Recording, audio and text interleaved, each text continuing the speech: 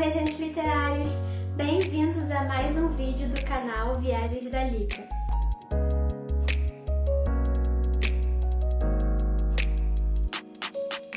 No vídeo de hoje eu vou falar sobre esse livro aqui, ou melhor, sobre esses livros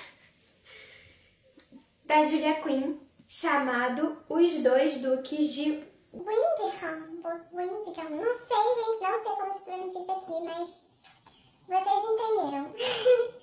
E eu não sabia muito sobre esse livro, não vi ninguém comentando, não sabia se era bom ou não, mas eu estava assim de bobeira com as minhas primas, passeando por uma livraria, e eu dei de cara com esse livro aqui, e o que me chamou a atenção primeiro foi Julia Quinn, que eu adoro os livros dela, então eu fiquei, um livro da Julia Quinn que eu não conheço, que livro será que é e tal? E aí quando eu peguei, eu achei estranho, né? Pô, um livro grande? Nunca tinha visto um livro tão grande assim da Julia Quinn, geralmente eles são menores, né? Aí eu peguei, o que é isso? E a única vez que eu tinha lido um livro desse tipo, que é 2 em 1, foi quando eu era pequena, tinha um livro, eu acho que era daquela coleção Go Girls, que eu adorava, e tinha um deles que era assim, com 2 lados, e era tipo a mesma história, só que com 2 pontos de vista diferentes, né?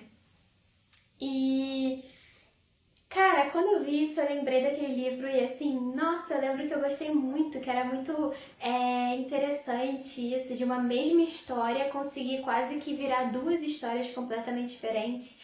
E eu fiquei, não acredito que a Julia Quinn fez isso, eu preciso ler.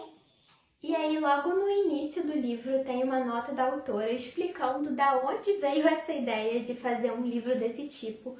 E ela fala que ela ficava com essa ideia na cabeça de e se 2 homens aparecerem dizendo ser o mesmo duque? Como que isso seria possível? Porque naquela época esse tipo de coisa não era muito bem definida. Como que isso seria possível? E aí ela contou que depois que ela entendeu como isso seria possível de acontecer, ela pensou em escrever essa história. Só que ela não queria que um deles fosse o vilão. Ela queria que os 2 fossem mocinhos. E ela percebeu que para os 2 serem mocinhos, ela precisava fazer essa história ser contada por 2 pontos de vista diferentes, né? Só que conforme ela foi escrevendo, ela viu que isso era muito difícil e que para a história ficar interessante, ficar boa, ela ia precisar escrever as 2 versões ao mesmo tempo, que deu origem a 2 livros que quando eu li eu vi que muito diferentes, porque apesar da história girar em torno do mesmo foco, né, da mesma premissa ali, da mesma ideia inicial, são histórias muito diferentes que vão ter cenas em comum, mas que são realmente 2 livros. E eu comecei pelo Fora da Lei, não tem uma ordem certa para você começar, você pode começar por qualquer um dos lados, o que é interessante, mas eu comecei pelo Fora da Lei simplesmente porque seria o lado certo do livro. Que o livro é assim, né? Você começaria a ler por aqui e esse seria o final do livro, então eu comecei por esse lado. E, gente, os 2 são muito bons. Esse aqui conta a história do Jack e da Grace, e esse conta a história do Thomas e da Amélia. E eu, obviamente, tenho um favorito, apesar de eu ter gostado das 2 histórias, né, das 2 versões, que foi o Fora da Lei. Eu gostei muito do Jack, então a narração dele me prendeu muito mais do que o do Thomas. E não só do Jack, porque aqui a narração é dividida entre o Jack e a Grace. E eu também gostei muito da Grace. Eu também gostei da Amélia, mas assim, não sei, a Grace eu me identifiquei muito mais com ela.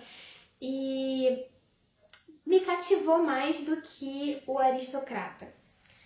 Apesar de eu também ter gostado muito, inclusive eu tava até pensando que eu acho que eu deveria ter começado pelo Aristocrata, porque querendo ou não tem cenas que se repetem. E aí quando as cenas se repetem, isso se torna um pouco mais cansativo. Porque não é um livro completamente novo, né? Você sabe mais ou menos o que está acontecendo já, porque você leu uma das versões. E como eu gostei muito mais do Fora da Lei, quando eu li o Aristocrata, ficou um pouquinho chato.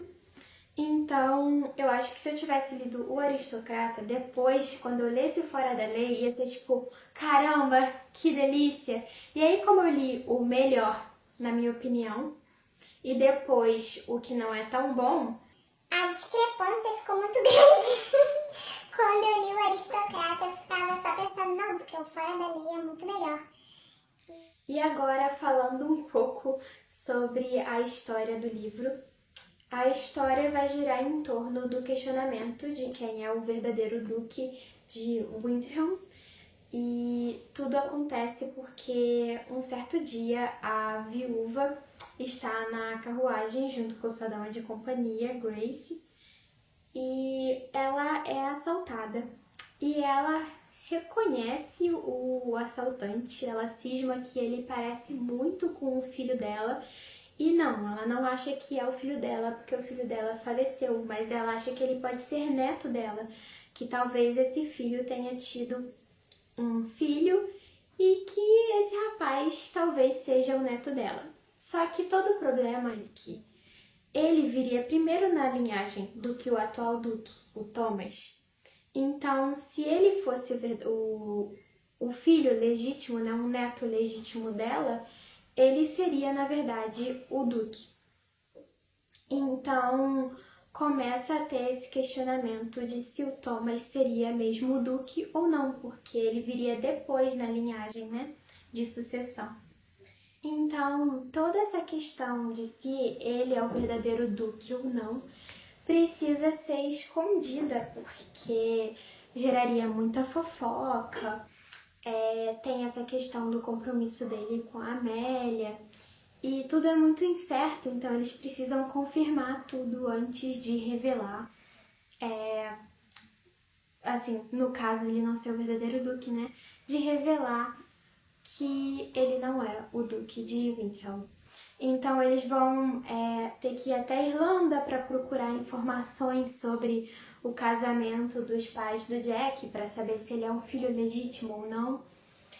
E enquanto isso tudo vai estar acontecendo, vai ter esses dois romances ali acontecendo ao longo da história e se desenvolvendo. E, gente, é um clássico livro da Julia Quinn, é igual a todos os outros livros da Julia Quinn, então quem gosta dos livros dela vai gostar desse aqui. Eu gostei muito e eu achei muito legal essa ideia das duas versões, né, dos dois livros em um. E eu me diverti muito lendo. Talvez algumas pessoas não curtam muito por conta dessa questão de alguns fatos se repetirem. Pode sim se tornar cansativo, mas é uma experiência divertida e, gente, eu só posso dizer que eu gostei e que eu recomendo para todo mundo que gosta da Julia Quinn ou romances de época. Então é isso, gente. Essa foi a resenha de hoje. Eu espero que vocês tenham gostado do vídeo. Não esqueçam de curtir, comentar e se inscrever no canal caso você ainda não esteja inscrito. Compartilhe os vídeos com seus amigos que gostam de ler, com quem você sabe que gosta de romance de época ou dos livros da Julia Quinn. E é isso, gente. Até o próximo vídeo. Tchau, tchau!